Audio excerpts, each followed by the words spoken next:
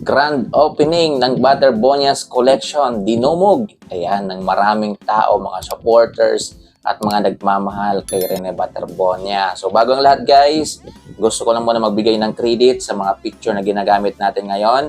Ayan, sa G&R MVP Store, yan, na Facebook page sa kanila po yung mga picture na yan guys. So credit sa inyo mga boss. So ayan guys, makikita nga natin, no? Ayan, makikita na nga natin na ang dami pong tao na pumunta po dito sa grand opening ng Butterbonias Collection. Ayan, no?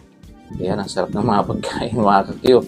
So, ayan, present po dito yung mga kaibigan, yan, mga nagmamahal kay Rene Butterbonias. Siyempre, number one, yung kanyang mga magulang, yung kanyang mga kapatid. Ayan. So, nandun din po yung kanyang mga coaches, si Coach Roel, nakita ko kanina, si Choda, si Coach Jess, yan, si Player Spotted, nandun din. At syempre, yung girlfriend ni Rene Butterbonia na si Susan, nandun din po. At ang kanyang mga magulang. At syempre, yung mga kalugar ni Rene Butterbonia na legit talaga yung suporta na binibigay nila dito po sa pag-open po ng negosyo po ng mga magulang ni Rene Butterbonia. Ito nga po yung Butterbonias Collection. So guys, makikita po ninyo dyan, makikita natin, nandyan din po yung mga sinuot na damit. Yan yung mga award ni Rene Butterbonia, makikita natin. So makikita nyo po yan kung pupunta kayo doon sa shop mismo guys. So makikita niyo yan. Ayan yung mga jersey ni Rene na ginamit. Ayan sa paglalaro. Ayan. Tapos yung kanyang sapatos. Makikita rin natin yung mga painting na nandun. So makikita natin lahat. Ang swerte po ng mga pupunta doon dahil makikita talaga nila. Ito, yung mga ID ni Rene Butterbonia, makikita rin ninyo doon. Naka-display po siya doon sa Butterbonias Collection. Yung mga damit na sinuot niya. So lahat po yan guys, sinuot po yan ni Rene Butterbonia. Sa pagkaalam ko, hindi yan binibenta. Parang display po siya. Ayan, para alaala po kay Rene Butterbonia. Pero yung mabibili natin, syempre, ayan o, yung mga award. Daming award. At yung sinuot niya, syempre, yung Butterbonia number 2 na jersey. Ayan, naka-frame pa siya. Daming award ni Rene, o. Ayan, o. Ayan, mga medal pala. Daming medal. So, yan po yung makikita ninyo kapag pumunta po kayo dyan. So, napakasarap sa pakiramdam yan, guys. Kasi isipin nyo, yan, makikita nyo personal yung mga collection, yung mga gamit na sinuot. Yan, ginamit ni Rene Butterbonia.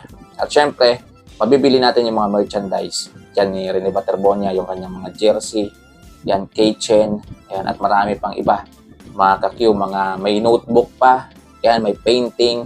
So, yan po yung mga mabibili niyo dyan kapag pumunta kayo dito po sa Butterbonias Collection. So, yun guys. Ayan. Yan o, daming tao. So, abang-abang na lang sa mga susunod nating update.